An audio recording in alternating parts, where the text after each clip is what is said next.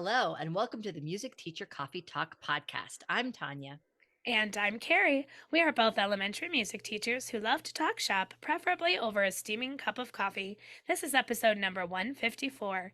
Today we are talking about our takeaways from the 2024 OAKE National Conference. We'll also talk about our highs and lows from the teaching week, discuss some ideas in our Know Better, Do Better segment, share a work smarter, not harder teacher tip. And in our Coda section, we'll give some specific recommendations of our favorite things we are enjoying in and out of the music room. So grab your beverage of choice and let's get started.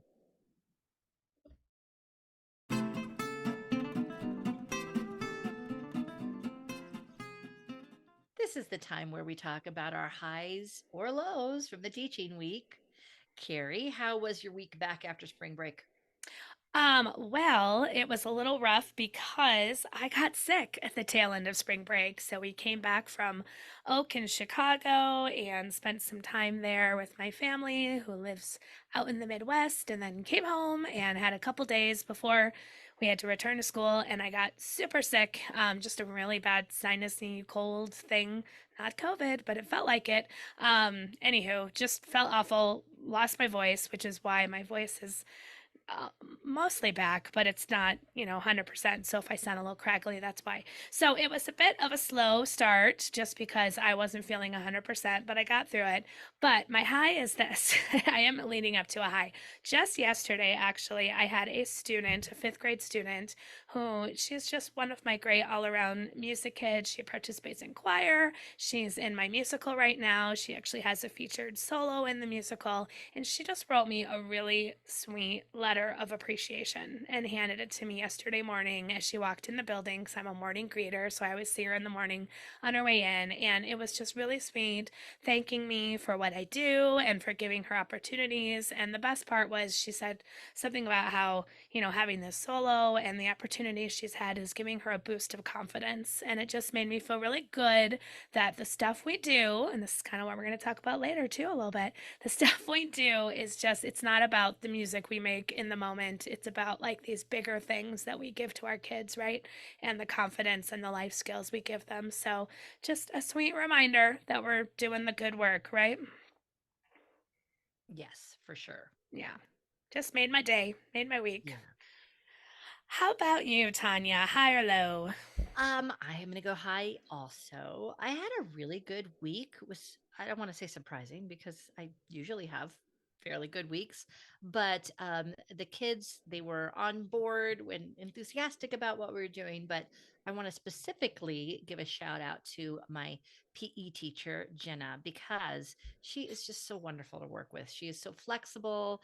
And this comes into play often because we had a talent show just Friday, and the talent show it was like broken up into two different shows because we had half the school watch 1 hour and half the school watch the other hour. And yes, it's almost about 2 hours long. So when they do the nighttime performance, it's going to be a long haul, but that's great because all the kids did great. But when that happens, when performances happen, my room is the stage, so the walls have to come down. And so the PE, the gym, and the music room are taken up if there's a talent show, if there's any kind of thing that has to use the stage. And so that was all fine and good because we had our students watch the performance. However, then the talent show ends, and it's not like somebody gives us a 20-minute break to put everything together. That doesn't happen. Kids still Of keep course. coming at us. So my PE teacher has just been so helpful with like, okay, let's just double up our class in the gym and we'll do such and such game. And, she let me go and like try to put together some things. And I finally learned how to properly put the wall up all on my own. And it's just been really nice to not stress about that because I don't know if you've ever tried to like do a lot of that in like a 5-minute window between classes, but that can really stress you out. And I'm just very lucky. Thank you, Jenna, for being an awesome teammate. Um, she's just always ready to do what we need to do to make it all work. So I am so happy to have awesome teammates. My PE teacher and my art teacher are just phenomenal, and I'm just so that just makes my day, makes my teaching life, makes my working life just lovely to have awesome teammates. Awesome.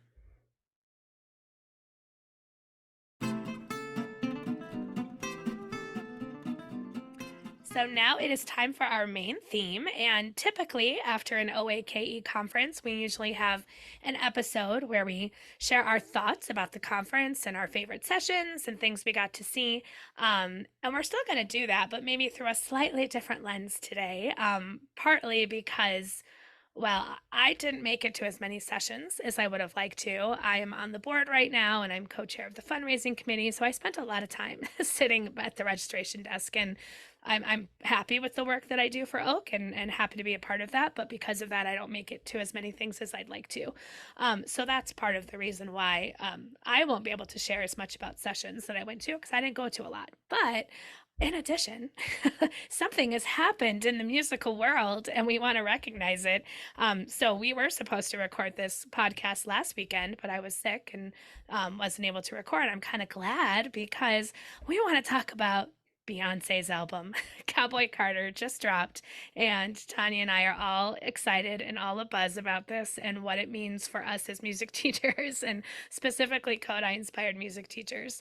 And I'm going to let you take it from there, Tanya. What are some Okay. of your thoughts Well, that you want Carrie, to share? thank you for being like so positive and entertaining all of this because No, I'm excited too. I'm very I excited. know, I know, I know. But I just want to make sure we don't go off on too big of a tangent. That's Oh all. no, I you can reel me in for sure. But I mean, I know you and I just spent a lot of time talking off mic about how to approach all these things because we pride ourselves in giving very practical advice. We have several episodes where we're like, this is a song, and here is an activity, and here is a game, and here is a strategy, and here is what it can look like in your music room with this specific grade or with this specific type of students group. So we do that, right? And we enjoy doing that, and that's awesome. And this conversation might be a little more larger, philosophical in scope, but all that to say, yes, the OAK conference gave me lots of things to think about. I saw several sessions that I was just were really refreshing to see from a cultural standpoint. We had a lot of sessions that dealt in very specific musics from other cultures. There was a session on Puerto Rican music, a session on Indian music. Christopher Roberts and Sarah, oh my goodness, I'm forgetting. Bartolome, I think is how you pronounce her Ptolemy, yes, name. did a session on world music pedagogy, which was just my jam, and all of that was just really exciting and inspiring. Um, and I did not go to all of these sessions, um, but anyway, so that happened. It's always great to connect with other music teachers that we know from all over the country. So that's always exciting to have these conversations with people that we don't get to see all the time. But also, we wanted to highlight how Oak, in particular, is really including a lot more of these culturally responsive attitudes and sessions, and that's something that's really worth celebrating. The Beyonce connection comes in with um, along those same lines, and I will like this Beyonce album. It dropped yesterday, right? It was yesterday, right? Yeah. Yeah. Okay. And because we're recording this on Saturday, and I did not listen to the Beyonce album until this morning because you told me to, Carrie. I was like, this is your required listening. Uh-huh. Not Because for I the totally podcast, forgot. just because I knew you were going to love it and I was excited to talk to you about it. Okay. Yes, and I do love it. And I am coming to the table as not I'm not a Beyonce fan in general. Like I like some Beyonce songs, but I cannot tell you that I've listened to. It's not like, oh, this album was so pivotal for me. I don't have a wide knowledge of Beyonce music beyond what we consider the big hits, right? Hmm. But this album is going to be, I mean, who am I to say? But this is huge. This album is very it's going to be very influential, I'm thinking. Carrie and I, we talked about how already there are people who have dropped reviews and podcasts that I listen to have been talking about it. And I have not listened to any of those on purpose yet because I need to listen again and like write things down and formulate things before someone else tells me what I think. Not to say that I'm going to necessarily take on other people's opinions, but I got lots of thoughts. And my number one thought is it is very obvious that this is all about blending and genre hopping and Hmm. embracing different types of music and also statements about down with the gatekeeping over country music or any type of specific music Yeah. and that is like a really powerful message that is really relevant to our culture as a whole, but I think also relates to us as music educators and how we need to embrace that idea of not just genres, but also in thinking about, and this is where the gatekeeping part comes in. We need to think about how we want to be inclusive um, as far as inviting people into Kodály-inspired teaching training and our Kodály-inspired world, our OAKE community, and our Kodály music teacher community, and our music teacher community overall. We really want to be inclusive of that. And has why is it taking a while for this to happen? I think that we're at the beginning of this happening in the Kodai inspired world. That's a very vague general statement because there are some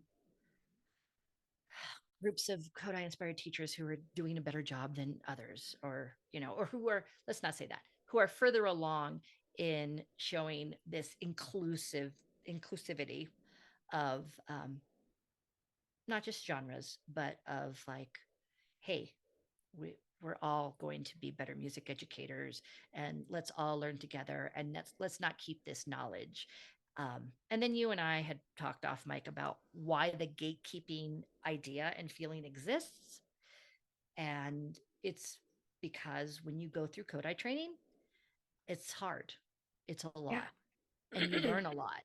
And when you are done with it, even when you're done with just one level, or hey, when you're done with just the first week of one level, you should feel proud and you should feel like, look at me, I did this and not everybody did this. And Right. that is totally understandable that any music teacher who goes through 1 week or 3 years or even more training would feel like I have this knowledge, I have this experience, I took it into my classroom. I did my song analysis, I did my pedagogy homework, I did my conducting, I was in the choir, I did my musicianship, and now I'm reaping the benefits. And so that's why that gatekeeping idea exists. And also, depending on who you study with, that's another part of that whole idea of the gatekeeping that we sometimes see in Kodai inspired teaching not to say that other methodologies or schools of thought don't have that also. I'm only speaking from the world that that I know. Right. Yeah. And a big thing at Oak this year, because it was our 50th anniversary, was we were highlighting a lot at the conference all of these pioneers who brought the philosophy, from studying with so and so in Hungary, or Katinka Danielle here in the United States, who was from Hungary. And then, all of these names and the way all of these things have trickled down to what it is today. And it's important. It's important that we understand the history of Oak as an organization and all of these people who did this wonderful thing of bringing this philosophy and methodology, if you want to call it that, from Hungary and applying it to here in America. But we know that it's gotten bogged down with then, oh, well, who did you study with? And then who did they study with? And then it becomes this lineage thing. If you've studied with this person, then you're okay. But if you've trained here, maybe your training isn't as good. And that, to me, I don't hear those conversations happening as much as I used to. I feel like when I got my Kodály training early on, and this was also me being very young when I got my Kodály training, I was just totally intimidated by everybody in this world. I didn't think I had a voice, I didn't think I had a place, and all I was doing was regurgitating information that had been taught to me. And I was very scared to put my own spin on it, to put my own voice into it. And something that really excites me when I look at the face of Kodály-inspired teaching today, as I saw at the conference, is that it looks very different than it did even 5, 10 years ago. We have a whole variety of folks coming from so many different places and spaces and have all these great ideas of how can we take this tried and true, beautiful philosophy, but apply it to kids today. And this idea of like genre bending with Beyonce, I feel like we're kind of pedagogy bending a little bit. And Mhm. that's a good thing, right? Like, how can we take some of these things, but then put a modern twist on it? Right. Um, yeah, so those are my thoughts on that. Yeah. Well, and then another parallel, because if you're rolling your eyes at the hey Beyonce and Oak conversation, another parallel that I made was that as I was listening to Beyonce's new album, um, and hearing, oh wow, that's a shout out. That's a direct quote from James Brown. Oh wow, listen to this guitar line. This is definitely from here. Oh, now we're referencing the Beach Boys. Like it was like all these tiny tributes and all this interpolation that was going on in the album.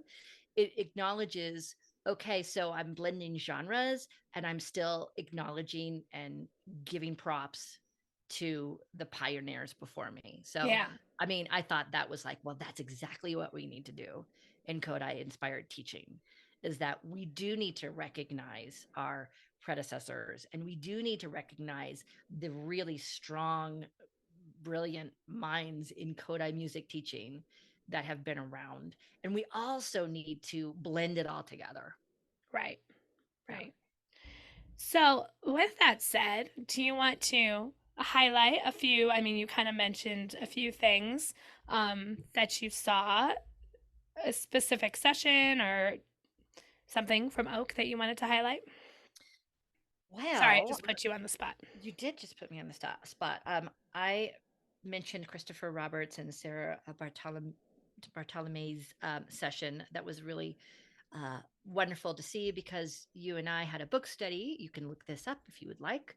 We had a summer book study a few years ago. I'm sorry, I don't have the episode numbers, but they're, That was our a very while first ago. book study we ever That was our did. very first book study where we Yeah, read World Music Pedagogy for early elementary music classes.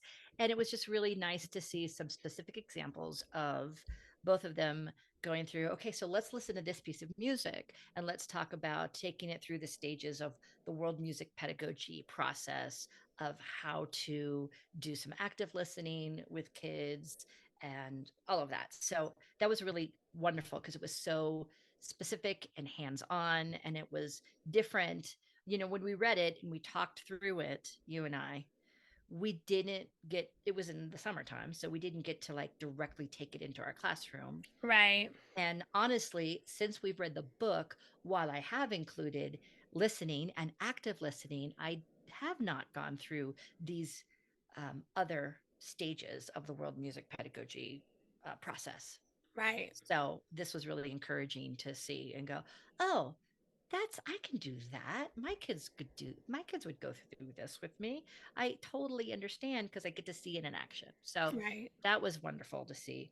Um, I also went to a panel with Crystal Hendricks, and it was a panel with culture bearers, and it was really talking about and Crystal, she just hosted it, and she let the other parents, who some of whom were also not music teachers but teachers from her school, and she teaches at a lab school, um, and she has a lot of parent involvement.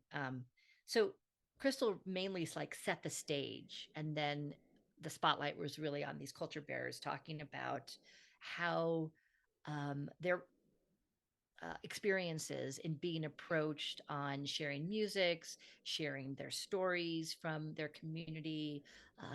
People in the audience got to ask questions about, oh, well, it's Ramadan.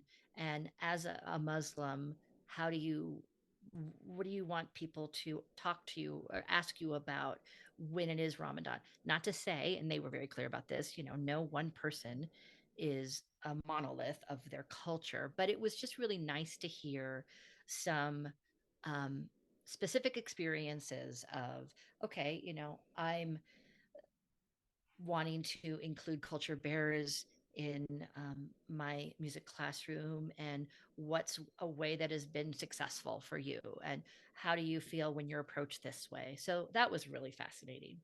Yeah. Hmm. One of the few sessions that I finally made it to it was one of Cody Raven Morris's sessions, and Oh, she she is did phenomenal. multiple sessions throughout Oak. She did the morning sings as well, and I just heard everybody raving about her, and I was so excited to get to her last session, which was, oh, I just had it in front of me.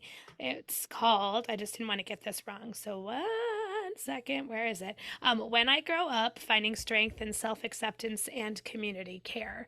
And in that session, she talked, I mean, all about that, finding, having students, highlight their own selves and their own strengths, and finding self identity in the music room. She gave us a couple of choral pieces that are great examples of ways to enter that discussion with your students. And it was just a very inspiring session, just about, what I mentioned earlier in my high of my student finding confidence through music. It's like, how can we make this just bigger than just what we're doing every day? Ta ta, ti ti ta in our classroom. How can we bring forth these bigger feelings of confidence, self acceptance, creativity, and just being good citizens of the world, right? So Yeah. that's a lot for like a 1 hour session, but she even said in the session she considered all of her sessions throughout Oak to be kind of like one big session, and she was just continuing on. So I'm excited to go back and read the notes and find out more that she did in the other sessions that I didn't get to. But shout out to Cody Raven Morris because she's doing some really awesome stuff. She really is. And I was at that session too, and it was funny because I didn't see you there I because didn't see you we either. were I'm still wondering if we were really at the same session, but I believe I you. was There were there. I was like, pillars in the room. It was hard to yes. see. There were some big, big pillars. She was phenomenal, and when I was there, it was like, oh, I wish I would have made it to her other sessions. Yeah. It's always that problem of there's like all the things that you want to go to, or all at the same time. I mean, there wasn't a block that I didn't want to be somewhere. I also wanted to mention Jana Martin's High Five Choir, Oh, yeah. I was because going to talk she about that one did. too. Oh, were you there? I was. Again, I slipped in the back because I had to come in a little late and leave a little Okay. early to get back to my desk. But yes, I was there. It was Okay, amazing. you talk Oh then. yeah, because I don't get to say much. Yeah. She had her choir, which I again I missed the beginning, so maybe she explained. Is that her specific school choir, or is that more of like a community choir made up of students from multiple schools? No, that is her school Her choir. specific school choir. Okay. Yes. And what she was demonstrating through us to us through this demo session is how to meet the needs of all students, neurodivergent students, students, could have mobility issues, just anything going on with your kiddos, and some of the accommodations she provides and ways to give them a voice literally through like those like electronic like talking machines for students who maybe aren't able to speak on their own. I loved the like warm up kind of intro where each kid got to say their name and everybody echoed it back, was super cool. The literature that she chose for them to sing was all very positive and inspiring and accessible to all students. So yeah, and then anytime you get a demo session with real life kids, it's just always super exciting. So thanks to Yes. Jana for that awesome session. That was super cool.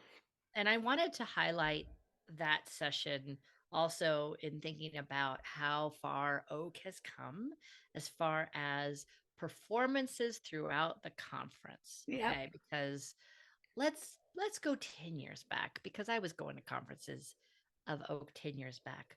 Um, not only would there be choir performances of kids who were part of the Oak choirs, but also there was lunchtime choir performances, or like an afternoon choir performance, and they were usually the cream of the crop um, choir, children's choir of the whatever town we were in, and it was usually really just stellar, high quality, um, what I don't know how to describe it because I don't want to be I'm Well, not they're auditioned choirs. they're They're not, auditioned choirs. yeah, Yeah. they're not your typical elementary school, everybody's welcome choir. These are auditioned, hand selected kids, which Exactly. just serve a different purpose. Exactly. And you had spoke about, when you started your Kodai training and how you were scared and intimidated. Okay, so that is fine, of course, to see these high quality choirs who are performing this high level music. They've auditioned to be there, but that does add to this whole expectation of, oh no, my kids don't sound like that. Oh no, my kids don't perform like that. And it's really wonderful to see kids who are enjoying choir, enjoying singing together. And it's not about, but this is the cream of the crop, you Right. know?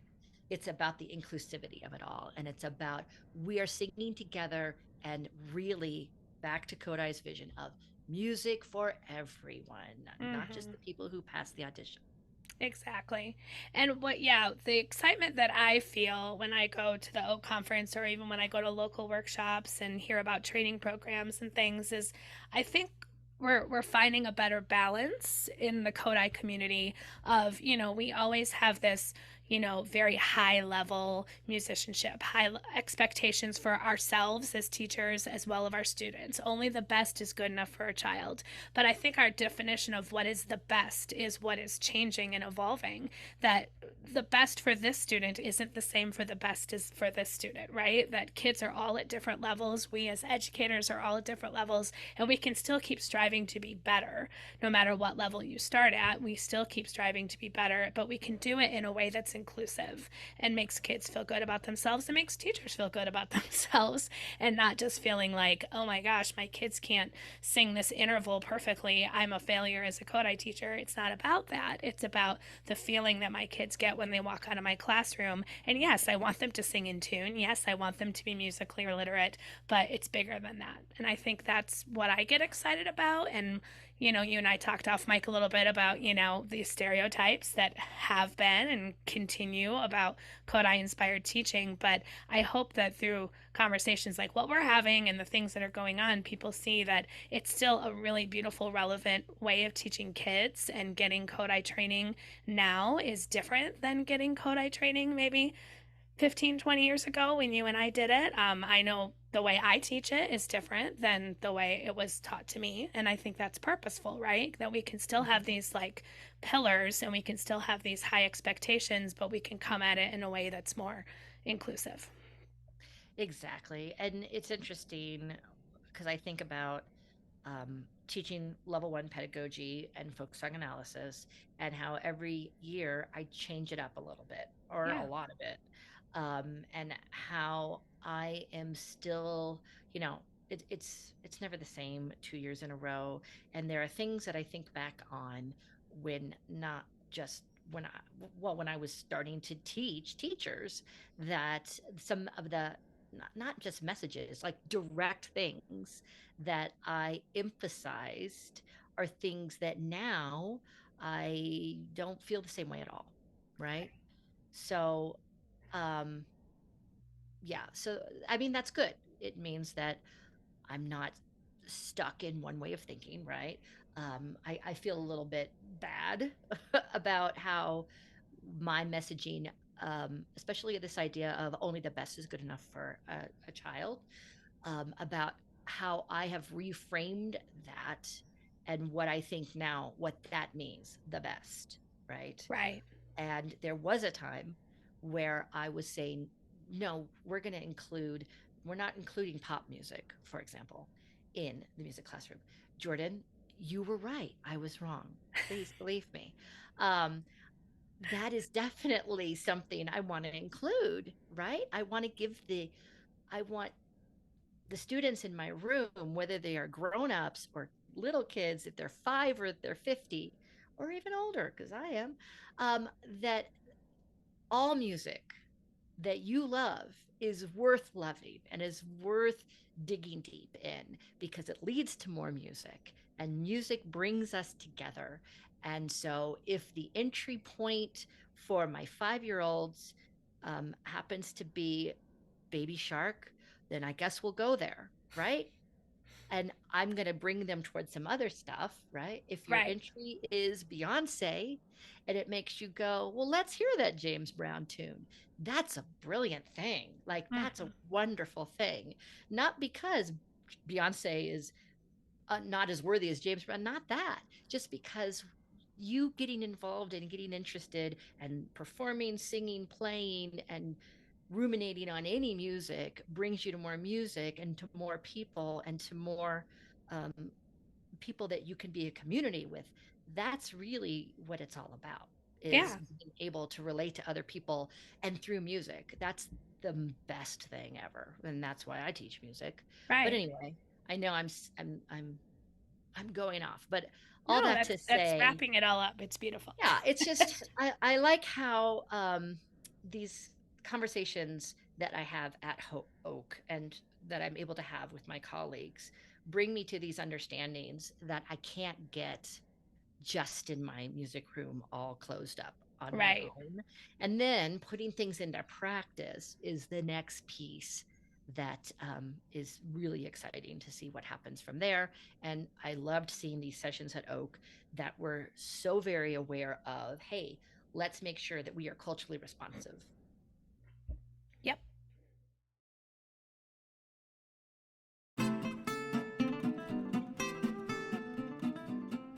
And it's a know better, do better time.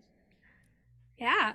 We've been trying to know better and trying to do better, but let's talk more because you've got a Yeah, I was different going to way. say this whole episode feels like one big know better, do better for myself and Kodály-inspired teachers around the world. But I'm going to give something just very a reminder, and it's very specific. And hopefully, it's in the category of a lot of you probably already do this, but in case you don't, when thinking about your calendar for next year and scheduling concerts and all of your activities, make sure you are checking religious holy days and observances of all faiths, regardless of where you teach and what you might think about your students, because you never know who's going to move in the middle of the year. You might not think you have any Muslim students, but then somebody moves in, and So this was not something that was always on my radar when scheduling concerts. And I would think about Christian holidays and maybe be aware of when Hanukkah was, but that was usually pretty much it for a long time. And so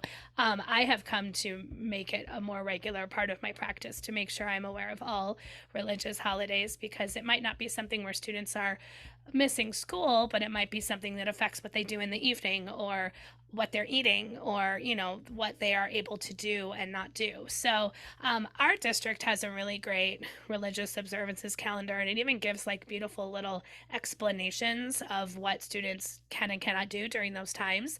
I checked, and that's like an internal document that I don't think I can make just shareable to everyone who's listening right now. But I did find just by doing a quick Google search, something kind of similar. So I'll link to it in the show notes. Your district might be providing something like this anyways, but just a reminder, because it's that time of year where we start to calendar for next year, to make sure you are looking at all religious holidays and observances and being aware of what your students are doing.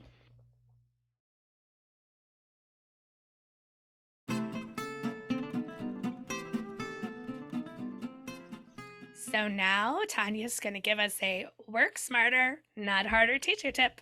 What you got, Tanya? Okay, something you probably are already doing, or have been doing for a long time. But just in case you need the reminder, after a long break, like a spring break, it's a really good idea to take the first day back, or maybe even the first couple of days back with any of your classes to review the expectations and review like some of the things in the music room that you just take for granted because you're living there all day. You that the kids might not remember or just might need a refresher. Um, all that to say, as you are reviewing expectations, um, be very forgiving and patient because the kids have been away, and it's they know you, they know your room, but they can't remember exactly where the calm down corner is necessarily, or that they could even go there, or what the procedure is when they want to go to the bathroom, or all of those things. I'm not saying take a whole class period. It really depends on your students. Um, but I took some time at the beginning of every single class this past week and just said, here's a little reminder. We're working specifically on raising a hand when you have an answer to a question or you want to ask something. Um, and throughout the week, each day, I highlighted something else. It's like, okay, today's strategy that we're working on is not talking when your neighbor has the floor. So it was really helpful and things went really well. I'm not saying it went well necessarily because of that. Maybe I don't know, lucked out. Maybe it's a new honeymoon phase. I don't know. It's always worth doing. Totally. And I like how you're doing one little thing each class period to spread it out. That's smart.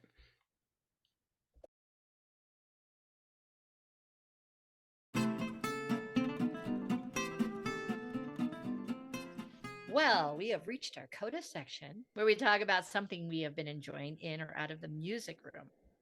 I mean, yes, that's what I mean, in or out of the Yeah. room. But Yeah. you're going to talk about out because we've been on spring break, right? I am. I'm actually going to talk about something Chicago related. We went to the Art Institute of Chicago, and I know you did as well, Tanya, when you were there. And I'm recommending not the Art Institute necessarily, but did you use their app, Tanya, when you were there? Um, a little bit, but just the map part. Okay, so they have, yes, a really cool app. It's a free app, the Art Institute of Chicago. And what I like about it is you can follow along and you can listen to audio, explaining the different pieces of art if you like that kind of thing. So, you can listen while you're walking around with your AirPods or headphones or whatever, and it explains the piece of art. But I mean, you can do this from home. And this, so what happened was because, Sunday, we went to the Sunday spotlight with our fabulous Joe Kirk, our level one teacher. And then, by the time you say goodbye to everybody and leave the hotel, my family had already gone to the Art Institute. Right when it opened. And so I was joining them a little late in the game on Sunday. And so I missed a lot of what they saw. But like later that night, I just sat and looked and explored the Art Institute on my phone because I've been there a lot. And of course, seeing artwork in person is obviously the goal. It's more impactful that way. But if you just like to sit and learn about pieces of art, you can just download this app and you can click on a painting and you can learn about it from the comfort of And your own do they home. have that for every single work? Not for every single work, but for quite a few. I mean, way more than I thought. Like, because, and I think, that's what takes then so long when you go to a place like the Art Institute is I wanted to listen to the audio for everyone that they had it for while I was there and in person, and I didn't have time to do that. So I Mm. was like, okay, I'll listen to this later when I go home, so you can see it in real life. But, I don't know a ton about art. I've never taken like an art history class or anything like that. So having someone explain artwork to me is really helpful. So, anyways, it's just a free app for the Art Institute of Chicago, and whether you're going live and in person or just want to learn more from your own couch, it's a fun app to explore. Yeah, that's awesome. It was so crowded when we were there. I was a little frustrated because it was like, oh, come on, get out of the way.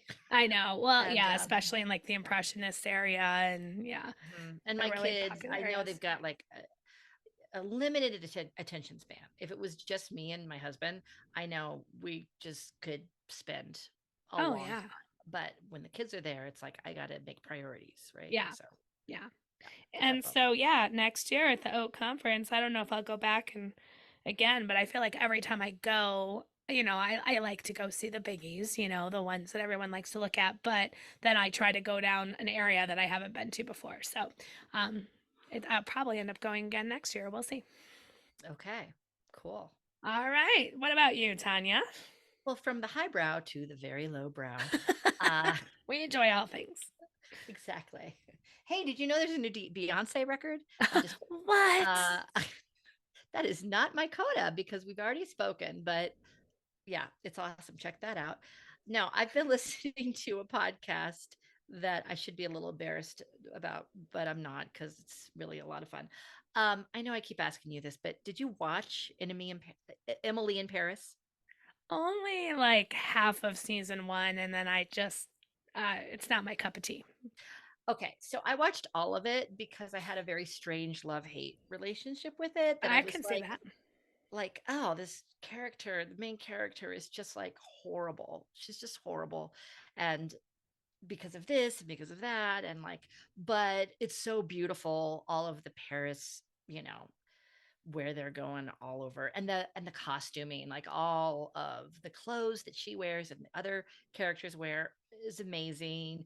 And I mean, it's by the same makers of Sex in the City, so it Right. really it draws you in. And so it's like a car crash. I just could not stop watching. But I definitely was like, oh, I'm just hate watching this now. There is a podcast that came out a few weeks, well, now it's a couple of months ago, but called Enemy in Paris.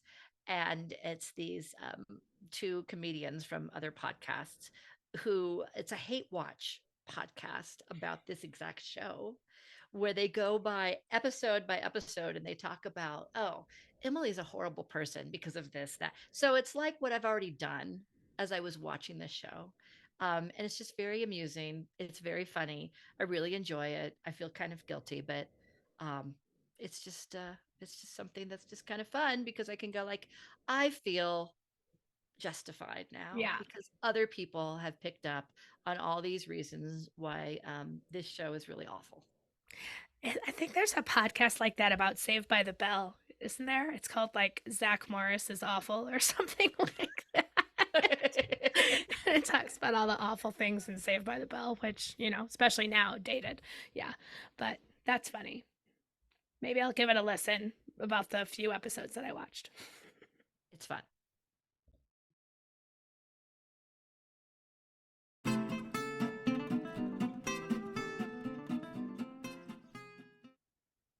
We've reached the double bar line. Thank you for listening to Music Teacher Coffee Talk.